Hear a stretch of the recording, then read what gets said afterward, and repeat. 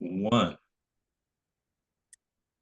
Good afternoon, everyone. I am inviting you happily to the very first podcast that's going to be going on my website, www.holisticcancerrecoveryhub.com. And I'm so excited today to introduce you to, I think, a pretty outstanding guy who I happened to find on LinkedIn. His name is Mark Kagayama. And I found him through somebody who was a follower of mine. I went to that follower's website on LinkedIn to check his activity. And that's where I saw two outstanding interviews given by Mark, who is a prostate cancer thriver.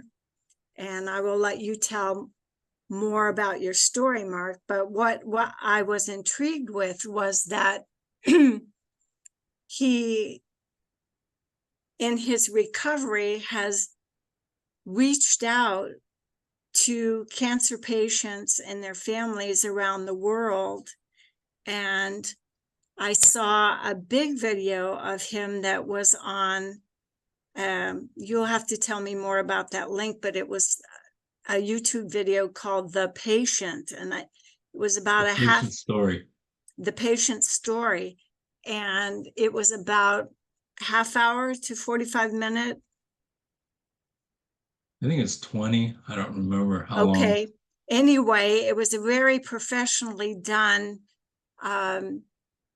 video with still shots, videos, interviews, and whatever about Mark all the way through his prostate cancer treatment. And I was especially intrigued because my own husband was diagnosed with prostate cancer in 2011. And I knew that I wanted to talk more with Mark and to interview him in a different kind of way as the wife of a patient and as a holistic psychotherapist who guided my husband through his prostate cancer recovery. So I am so excited to have Mark, and let's get started with the interview. Can you tell us, please, about how you were initially diagnosed and treated, Mark? Yes. Back in late 2020, just out of the blue, all of a sudden, I was not able to get out of bed. And I had to have my wife help me get up because I just couldn't move. And so she took me to the doctor. He kind of patched me up temporarily so that at least I could get around. And that's when I decided to do a deep dive into what exactly was wrong because I was at that time I worked out 4 to 5 times a week. I was in great shape. Had been a vegan for 10 years and I thought I had the greatest diet. And so I couldn't figure out why that was happening. I mean, it just literally happened just out of the blue. And so I knew that What medical first step were you taking? Where were you being observed or treated or diagnosed? Well, I went to my naturopath, who's a chiropractor, and at least he was able to get me at least so I was able to walk with the walker. And then what I did was I decided to go and get an oncologist and doctors and things like that. And so I went through just an incredible gamut of tests over a period of months. And I had pretty much every test in the book, from scans to biopsies to colonoscopies to I even went to an orthopedic surgeon. And so they just did test after test after test. And so finally, what happened was my oncologist called me into her office, called my wife and I into her office, and she sat us down. This was after probably close to 3 months of testing. And at that point, I knew something was wrong because you don't go through that many tests without there being something. So she was doing a thorough job, my oncologist, of searching for what was exactly wrong. So she called us into her office and she said that I had stage 4 prostate, bone, and lung cancer.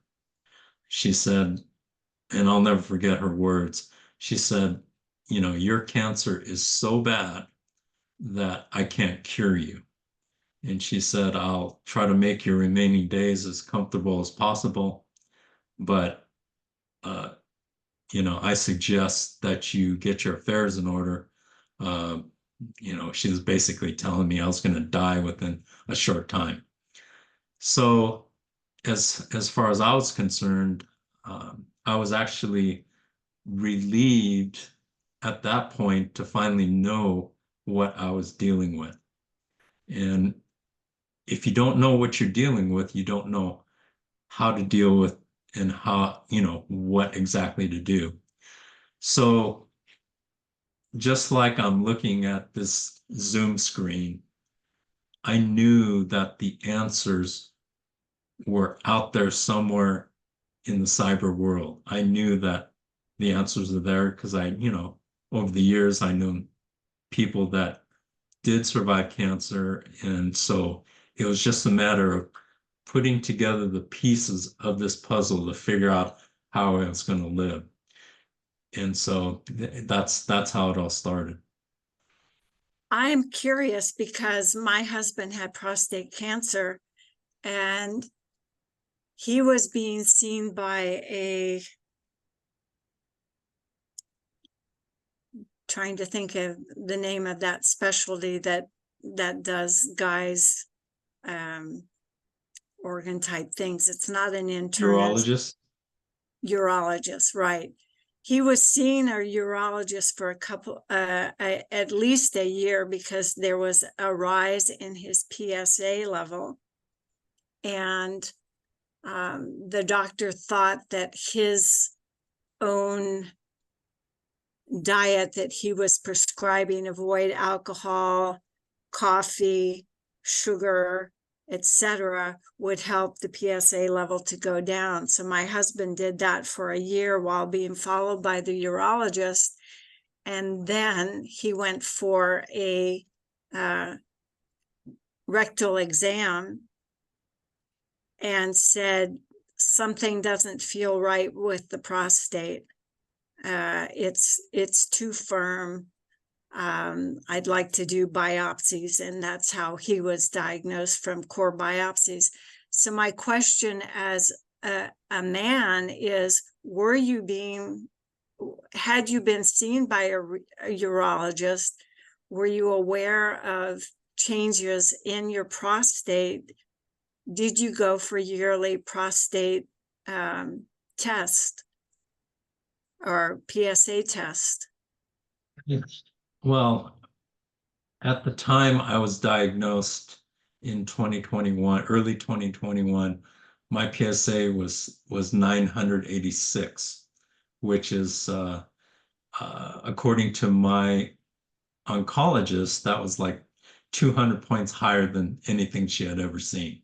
Right. Um, But you had never had a PSA test before? I had PSA tests done earlier, probably 5 years prior, but I've always been, you know, prior to that, I'd always had doctors that I just never felt comfortable with. And that's the thing about doctors is you have to have faith in them and you have to have a relationship with them. And the doctor that I had, he just always rubbed me the wrong way. And so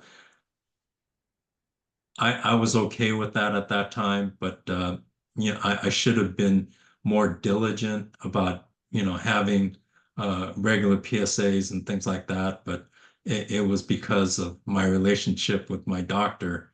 I just didn't care for the guy, and so I didn't want to see him. I think we're establishing a very important point from the in terms of men and their prostates, and this controversial topic of having annual PSA tests. I know that the medical establishment has sort of said they're not so important. There's a large percentage of doctors that say it's not so important. But if you are a man whose life is saved because you had a PSA test done, you say, of course, it's very important. If my husband hadn't had that done and wasn't seeing a urologist to follow that along, he wouldn't have been a stage 3. He would have been higher. And nationally, they've lowered the stats for when men should be going. Usually it's like if you have a genetic predisposition, you should do it, say, in your 50s, but are like at least late 50s, 60s. But now my son, whose father had prostate cancer, is finding that peers of his that are in their 50s are coming down with prostate cancer. And I mean end-stage prostate cancer, because they weren't aware. So that's very, very dangerous. And the same goes with other types of cancers. If there are genetic predispositions, women are pretty proactive in terms of breast cancer, gynecological cancers, and whatever, but the stats for diagnosing it and getting it are lower and lower, which is alarming. I think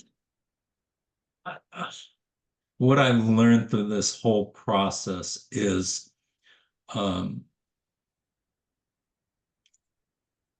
if you're gonna have a physician that you feel comfortable with. Yes. And that's very important, because if you don't have a good relationship with your physician, just like me not wanting to go, that's what happens. And Yes. so I've learned through this process, number one, I I never want to go through that rigorous testing process again, because Right. it's brutal. It's really terrible. I mean, the Yes. things that you have to go through, I only wanted to go through once. And not that I wanted to go through it, I had to go through it. So that being set aside, I know now certain things that I need to do on a regular basis. So through this process, I have learned, and when I started off, my PSA for my prostate was 986. As we speak today, it's down to 0.5. So I know what needs to be done. I know what I have to do in order to maintain certain things, because I know the process and the protocol that I've used works. And so I have extreme confidence in what I've done and what I continue to do. That leads me to segue into what are the specific things that you designed in your treatment plan that have kept you alive with stage 4 prostate cancer? How did you empower yourself, and what do you do on a daily basis? We don't have enough time in this video to cover everything. We can make a part 2. I want to hear, especially about the diet things that you changed. Well, let's see. I think the number one thing that I've learned through this process is the power of the mind. The power of the mind is the number one starting point. If you don't have a strong will to live in a positive attitude every day, then you better do some soul searching and really ask yourself how bad you want to live. And that's one of the questions that I ask people I have people coming to me all day long, every day. And one of the things that I ask them, when people come to me and say, "Hey, I need help," and no, is I ask them the question, how bad do you want to live? And to a person, everybody says, "Oh, I want to live so bad, and I'll do whatever you tell me to do." And I've heard that thousands of times.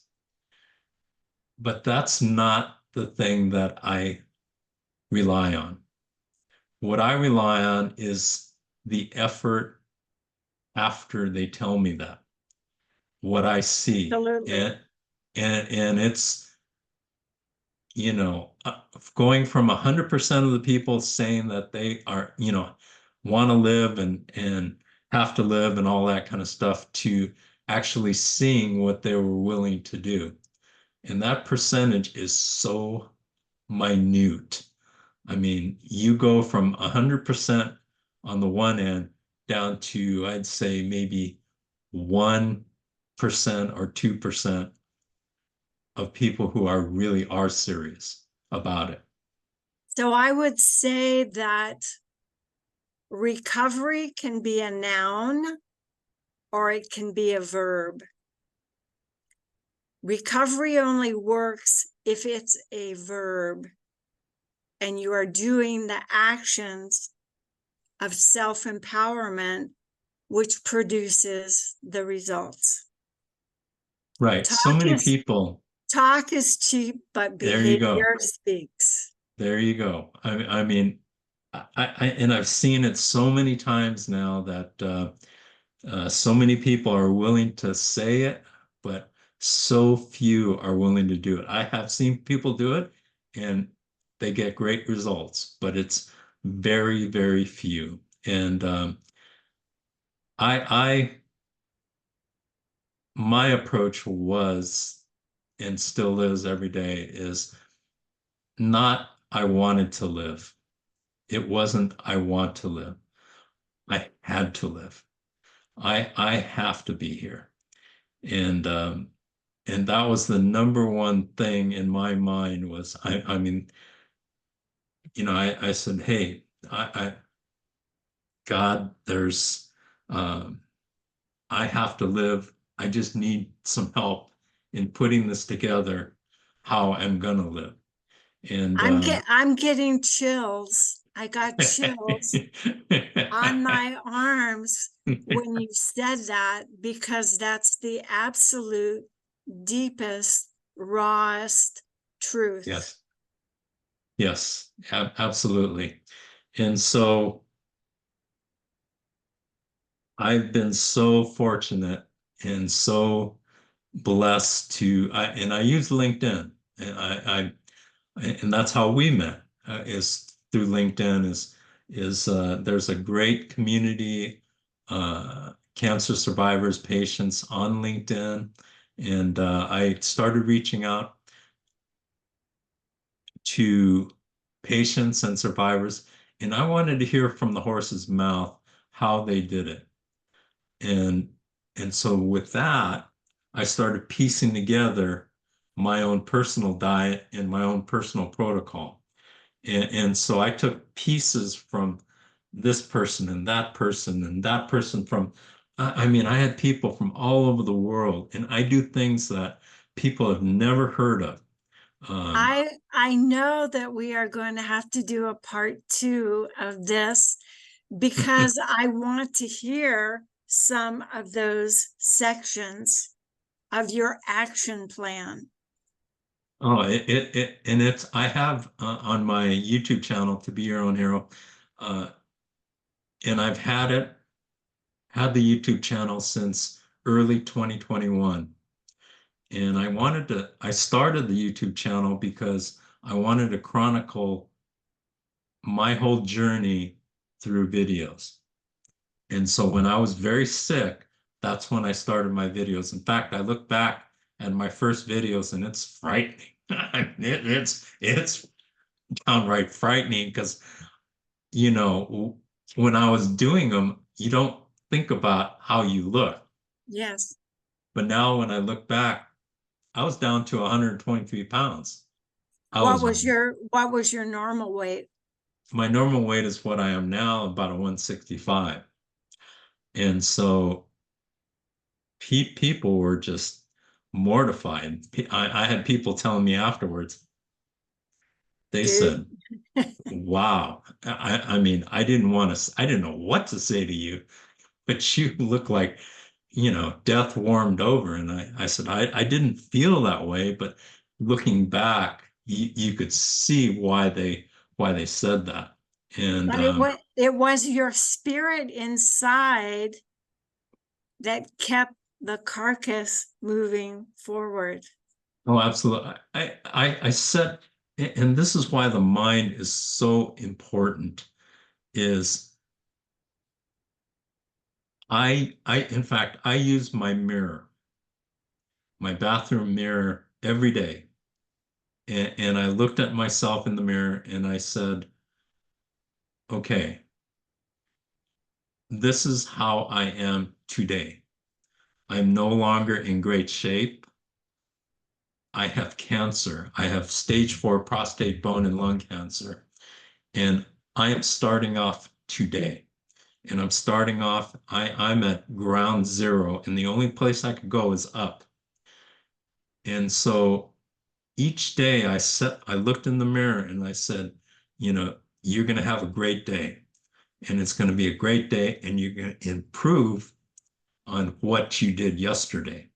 And each day I did something and they were just such small things, but I kept doing them every day. And, I went from, uh, at my worst, would take me about 10 minutes to walk across the room. I was so weak. It would take me about a half an hour to take a shower. My bedroom was upstairs in a two-story house, and I almost never went downstairs because I was just so unstable at that point Yes. that, I could have easily crashed and burned at the bottom of the stairs. But fortunately, that didn't happen. But every day I focused on just doing something to get better. And every day that's what I did was, uh, you know, even though it hurt, I would walk across that room, more and more times, just to get stronger. And I look back now, and fortunately, I'm so blessed and fortunate that I don't need a cane. I walk almost fine. I still have some lingering things to deal with cancer, but I mean I am light years better than I was when I started. And when I look back, I'm just so thankful for each and every day. I am so thankful every day to open my eyes to a new day and you know tackle that opportunity of each day. And it's so important for me to utilize my time because uh, time is the most precious commodity that we have. And it's just, we cannot waste it because there's so many things to do as far as I'm concerned. So when I wake up, I go, go, go, go, go, go, and I keep going until I go to sleep. Well, we have created a capsule of your essence in this short interview today. I do want to plan to have a part 2 where we get into more specific things that you changed, but this is the part of you that I saw on the links you gave me to look at. And this is what caused me to say, I think you're my twin brother, because we have so many characteristics in common. I think you're adorable. I think you're amazing. I think you're inspiring. And I'm so glad to feature you as my second ever special guest on my www.holisticcancerrecoveryhub.com. Thank you so much, Mark. Thank you Oh, so much. thank you so much, Judith. It's been my honor and my pleasure. Uh, for those of you who don't know, we also did one where I interviewed you. So we're gonna be sure to post our different channels on our different platforms, and it's been an honor. Thank you so much, Judith. And we will keep this collaboration going. That sounds Yep. great. Okay, thank you. Thank you.